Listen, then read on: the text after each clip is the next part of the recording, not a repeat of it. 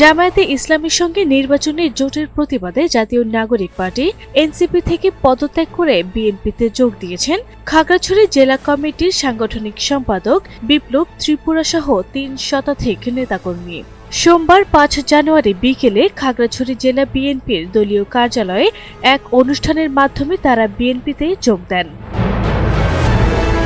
খাগড়াছড়ি জেলা বিএনপির সভাপতি ও সংসদ সদস্য পদপ্রার্থী আব্দুল ওয়াদেদ ভূঁইয়ার হাতে ফুলের তোড়া দিয়ে বিএনপিতে আনুষ্ঠানিকভাবে যোগদান করেন এনসিপি থেকে আসা নেতাকর্মীরা।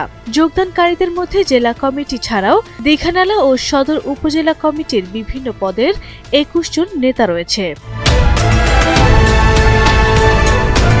শত যোগদানকারী নেতা বিপ্লব ত্রিপুরা বলেন, দাড়িপাল্লার মাপে কম আছে।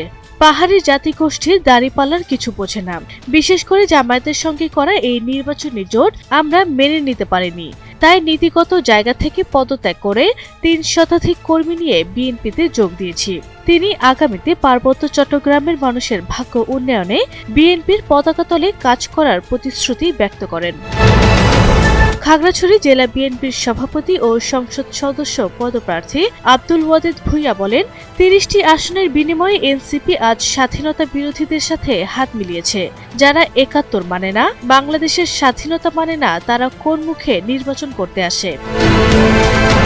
যোগদান অনুষ্ঠানে জেলা বিএনপি ও এর বিভিন্ন অঙ্গ সহযোগী সংগঠনের শীর্ষস্থানীয় নেতাকর্মীরাও উপস্থিত ছিলেন।